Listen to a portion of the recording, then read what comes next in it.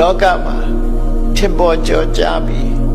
တိုးတက်ကြီးပွားခြင်းနဲ့ဆိုလို့ရှိရင်တဲ့ရှိတဲ့ရှိလိုက်တဲ့အရေးချင်းတွေကိုမြတ်စွာဘုရားဒီဓမ္မပရဒေသနာတော်မှာထုတ်ဖော်ဟောကြားခဲ့တာဖြစ်ပါတယ်နံပါတ်1ကဘာလို့ဆိုဥဋ္ဌာဏစိဗ္ဗဥစ္စာတိုးတက်ခြင်းနဲ့ဆိုရင်သူများတဲ့ပို့ပြီးတော့ကြိုးစားအထောက်မှုရှိရမယ်ဥဋ္ဌာဏဆိုတာ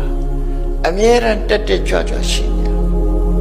လုံလဝိရိယကိုခေါ်တာဥဋ္ဌာဏဆိုတာနော်အမြဲတမ်းတက်ကြွနေရမယ်အမြဲတမ်းကြိုးစားရမယ်လို့ဆိုလို့စတတ်ဖို့ဆိုလည်းကြိုးစားရတာပဲစိဗ္ဗဥစ္စာရှာဖို့ဆိုလည်းကြိုးစားအထက်တန်းရောက်ဖို့ဆိုလည်းကြိုးစားရမယ်နံပါတ်1အဲ့ဒီကြိုးစားဆိုတဲ့အခါမှာဘာတွေလိုအပ်တုံးဆိုတတိမတော်ကိုလုပ်ပြီးဆိုရင်တတိရှိဖို့တော့လိုအပ်တယ်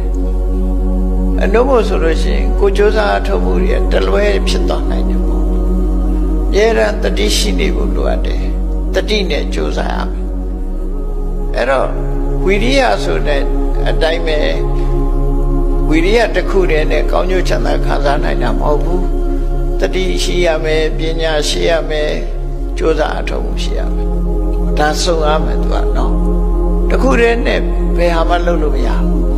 သို့တော့ဥဒိချက်နဲ့ပြောတဲ့အခါကြိုးစားလို့ပြောလိုက်တာဝိရိယကိုရှေ့တန်းတင်ပြီးတော့ပြောတယ်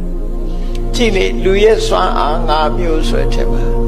တတ္တဝိရိယတတိသမာဓိပညာဗလ၅ဌာန်ခေါ်တယ်တတ္တဝိရိယတတိသမာဓိပညာဒါတွေအကုန်လုံးထိမ့်ညှိပြီးတော့ပေါင်းစည်းပြီးလုပ်ရမယ်လို့ဆိုတယ်ဒီအရေးချင်းတွေအလုံးလိုအပ်တဲ့အရေးချင်းတွေကြီးပဲတခါတရံဝိရိယကိုရှေ့တန်းတင်ပြောမယ်တခါတရံပညာကိုရှေ့တန်းတင်ပြောတခါတရံတတ္တာကိုရှေ့တန်းတင်ပြောတခါတရံသမာဓိကိုရှေ့တန်းတင်သို့တော့ဒီ၅ခုစလုံးဟာပေါင်းစပ်ပြီးကြိုးစားမှာဖြစ်တယ်လိုအပ်တဲ့အရေးချင်းတွေကိုထုတ်ပြတာဒါကို mental power လို့ခေါ်တယ်စိတ်ဆွမ်းအားတွေပဲဒါတွေကနော်တတ္တဝါဖြစ်ဖို့ရောက်အောင်လည်းဒီ power ကိုသုံးချမှာတရားသူတရားမြတ်ရခြင်းနဲ့ဒီ power ကိုပဲသုံးချအဲ့ဒီ power တွေကိုအသုံးမချနိုင်လို့ရှိရင်ဘယ်မှမရောက်နိုင်ဘူးလိမ်မြန်ကြီးကကောင်းကင်ပြန်တက်တယ်ဆိုတာသူ့ရဲ့ power ကိုသုံးချရတာနော် power ကိုသုံးချတဲ့အခါမှာအင်ဂျင်ကိုလဲတဲ့လေယာဉ်စီမောင်းတဲ့လူချက်ဆိုရင်ချက်ရဲ့ဒီ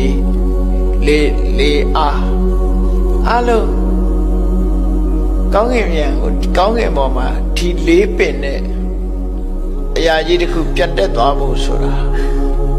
ပထဝီနဲ့အဘောကိုလျှော့ချပြီးတော့တေဇောနဲ့ဝါယောကိုတိုးတက်အောင်လုပ်လိုက်ပြတ်တက်သွားတာပဲဒါနော်ဓာတ်ကြီး၄ပါးနဲ့သွားတာပဲပြတ်တက်သွားအဲ့တော့လို့ပဲလူတွေကြီးပွားတိုးတက်ခြင်းလို့ရှိရင်တဏှာရှိရမယ်ဝိရိယရှိရမယ်တတိရှိရမယ်သမာဓိရှိရမယ်ပညာရှိရမယ်အဲ့ဒါတွေပေါင်းစပ်ပြီးလှုပ်လို့သွားရင်လူတွေရဲ့စွမ်းရည်တတိကမြင့်မားလာတယ်လို့သူပြောတယ်ဒါကြောင့်စိဗ္ဗဥစ္စာရှာပြီးတိုးတက်ခြင်းလို့ရှိရင်နံပါတ်1ဥဋ္ဌာဏဒီကြိုးစားရမယ်ကြိုးစားတဲ့အခါမှာတတိမတော်တတိ mindfulness လို့ခေါ်တယ်တတိရှိရမယ်တတိနဲ့ကြိုးစားရမယ်လို့ဆိုလို့ဒါမှလမ်းကြောင်းမလွဲမှာဖြစ်တယ်နံပါတ်3ကျတော့အဲ့လိုကြိုးစားပြီးတော့ဘဝမှာကိုလုပ်တဲ့အလုပ်တစ်ခုသူစိကမ္မမစင်ကြယ်မတန်ရှင်းတဲ့အလုပ်တွေမပါစေရဘူးစင်ကြယ်တန်ရှင်းတဲ့အလုပ်ရှိရဘာဖြစ်လို့လဲဆိုလို့ရှိရင်ကိုလုပ်တဲ့အလုပ်ဟာအကုသိုလ်ဒုစရိုက်တွေနဲ့ရောထွေးနေအကုသိုလ်ဒုစရိုက်တွေရဲ့အကျိုးကဆိုးကျိုးပဲဖြစ်မှာဒါကြောင့်မို့သူစိကမ္မအပြစ်ကင်းရမယ်တန်ရှင်းရမယ်စင်ကြယ်ရတဲ့အလုပ်မျိုးလုပ်ရမယ်သူဆိုလို့အဲ့တော့ကြိုးစားဆိုတဲ့ကတတိလည်းထားရမယ်ကိုလုပ်တဲ့အလုပ်ဒီတန်ရှင်းဖြူစင်အပြစ်ကင်းစင်တဲ့အလုပ်လည်းဖြစ်ရမယ်နိတ္တမကာရိနောလုပ်ပြီးဆိုတဲ့ကစဉ်းစားဆင်ခြင်ပြီးမှလုပ်ပါအယံမလုပ်ရဘူးလို့ဆိုလို့နိတ္တမဆိုတာ ဒါလို့ရင်မမဲအယောင်းဝယ်လောက်တာတောင်းပါပဲဒီပစ္စည်းကအရင်တလောက်ကြတယ်နော်ဘလောက်ရောင်းရင်ဘလောက်မြတ်မယ်ဘလောက်ကဘလောက်ကြမ်းမယ်အရင်ကဘလောက်ကုန်တယ်ဒါတွေကိုတွက်ချက်နိုင်ရမယ်ကုန်ဆိုလိုတာနော်အဲ့ဒါလို့စီးပွားလုပ်ပါလုပ်နိတ္တမကာရီဒီလောက်ကကျိုးဖြစ်တဲ့အလုပ်ဒီအလုပ်ကအကျိုးမဖြစ်တဲ့အလုပ်ဆိုတာလေဆင်ញင်သုံးသပ်ပြီးတော့မှလုပ်ရမယ်လို့သူတို့ဆိုလို့ဒါကမြတ်စွာဘုရားကရှိသင့်ရှိလိုက်တဲ့အရေးချင်းလေးတွေကိုခေါင်းစဉ်တက်ပြီးတော့ပြောလိုက်တာနားလည်ရမှာအများကြီးပဲနောက်ကနော်နိတ္တမကာရီအရာရာကိုဆင်ញင်စဉ်းစားပြီးတော့မှလုပ်ရမယ်လို့ဆိုမစဉ်းစားပဲလုပ်ရင်ဒုက္ခရောက်တာတွေအများကြီးပဲလေမနေ့ကတော့တက္ကသိုလ်ထဲမှာဟိုတစ်ပင်ခုတ်တယ်လေဓာတ်ကြိုးပေါ်ပြချတစ်ပင်ခုတ်တာအဲ့ဒါတစ်ပင်ခုတ်တာဒီကိုင်းကဓာတ်ကြိုးပေါ်ကြာမယ်ဆိုတာမစင်စားပဲနဲ့လှုပ်လို့ဒီလိုဖြစ်တာလေအောက်မှာဓာတ်ကြိုးကြီးရှိနေတာဓာတ်တိုင်လေးရှိနေတာအစရတဲ့က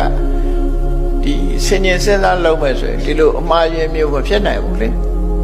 ဘယ်ကိစ္စပဲဖြစ်ဖြစ်ဆင်ញင်စဉ်းစားရမယ်လို့သူဆိုလို့လေနိတ္တမကာရီအဲ့ဒါမှအရေးကြီးဒါတူနဲ့တူမတူနိုင်ဘူးပေါ့အရေးချင်း